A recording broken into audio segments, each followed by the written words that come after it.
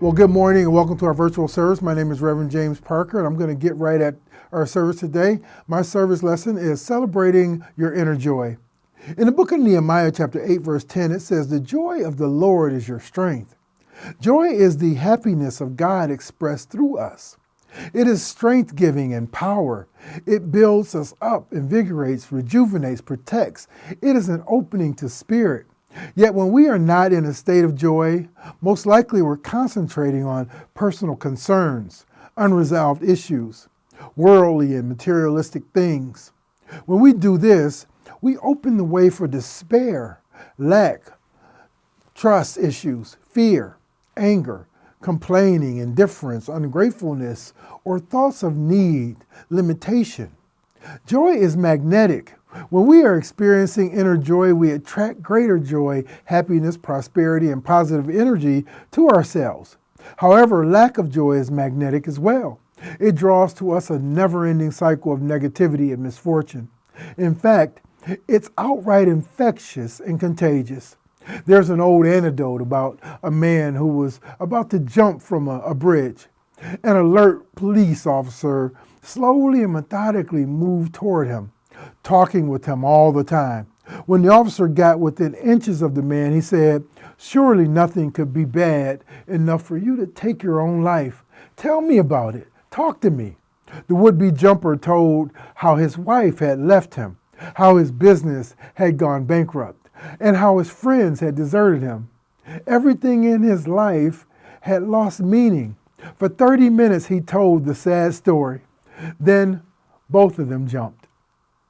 So the question becomes, why are we not always joyful? In the book of Deuteronomy, it says, "Since you did not serve the Lord your God with joy and a cheerful heart, in gratitude for the abundance of all things, you will serve your enemies whom the Lord will send against you in hunger, thirst, nakedness, and devoid of all things."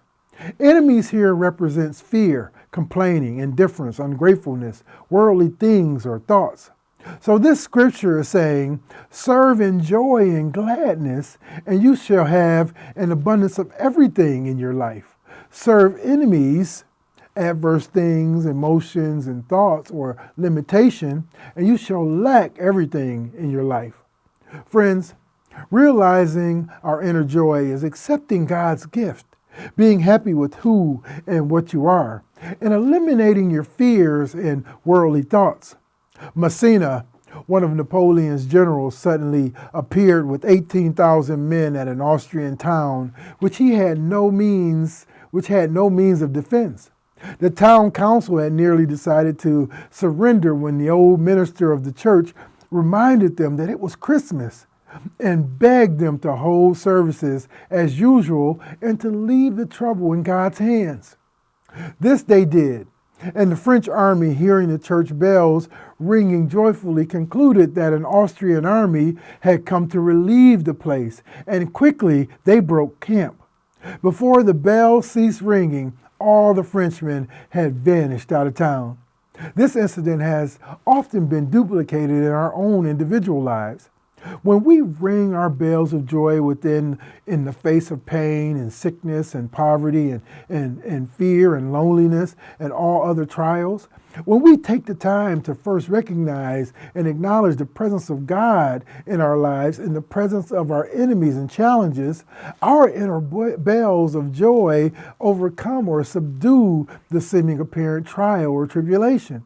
It conquers our fears and speedily causes our foes to slink away, leaving us safe and protected in bliss and greater awareness of Spirit's goodness. For no enemy is as strong as faith accompanied with joy and good. Richard Wagner said, "Joy is not in things, it is in us." Joy is a primary emotion. It's something to celebrate. We don't need a fancy car or some external pleasure to be joyful. We only need to learn to access the joy already within us. It may seem too good to be true, but it is possible, and it has become easier and easier with practice. In other words, we have to stand with a balance. Here are 7 steps to unlock your inner joy. Let go.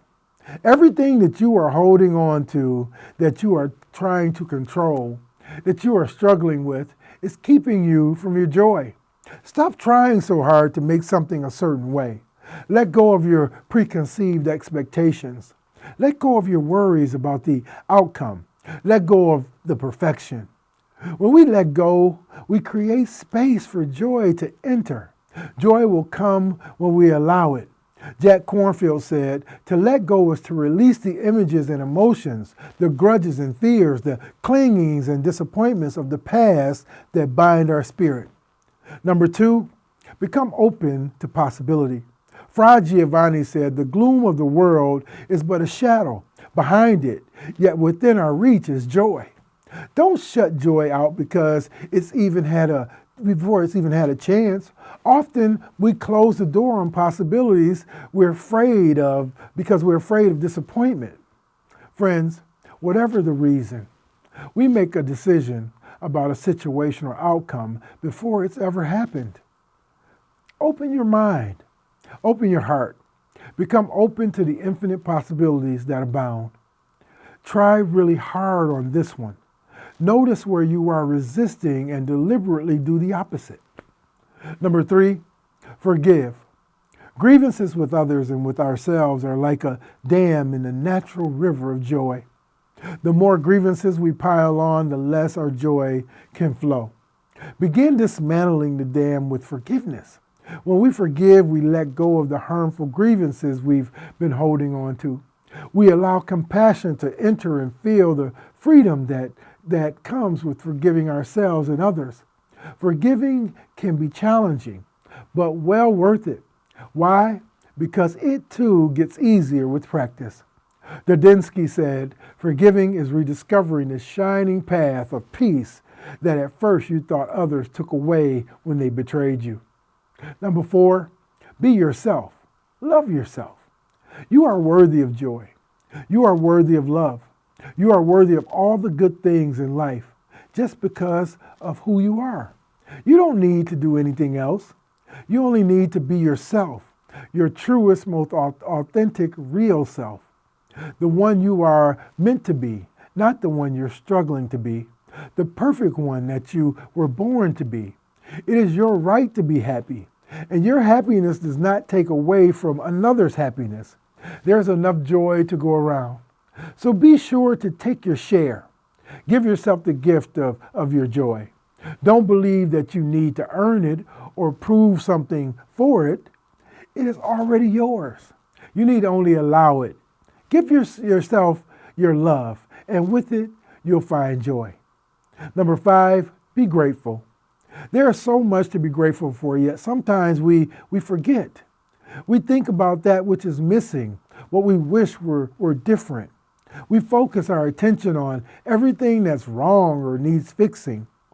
Where's the joy in that? There isn't any. Look to what is good. Look to what is right. Look to what you love. Be so grateful for it. When we connect with gratitude, joy cannot help but rise. Frederick Keonig said, we tend to forget that happiness doesn't come as a result of getting something we don't have, but rather of recognizing and appreciating what we do have. Number 6, connect. Paul Pearsall said, true joy results when we become aware of our connectedness to everything.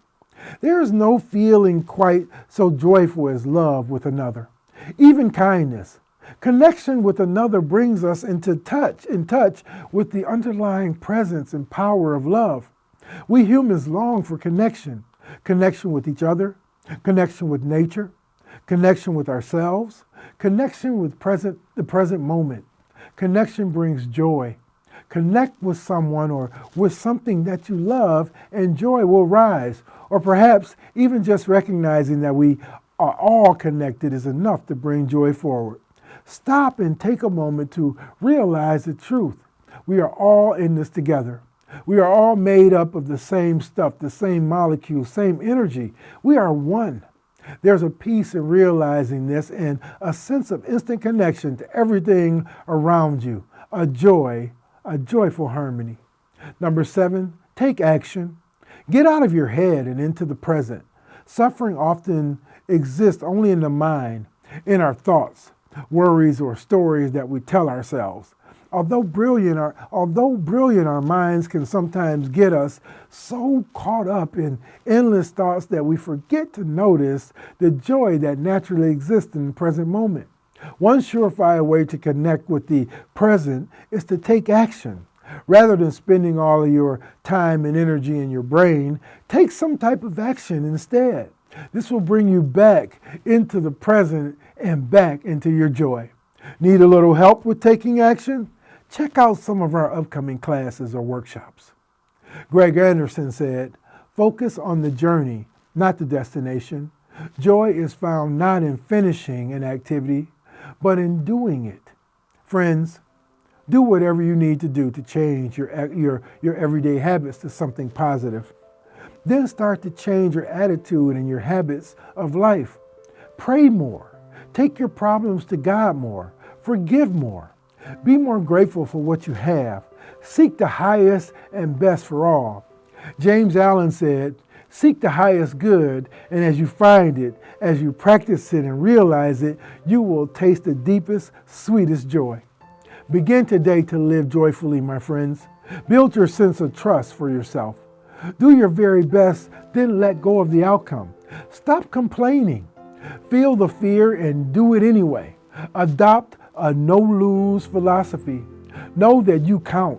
Commit 100% to all areas of your life. Say thank you a lot. And finally, celebrate your inner joy. Are you willing to do this with me today? Well, thank you all, and God bless you.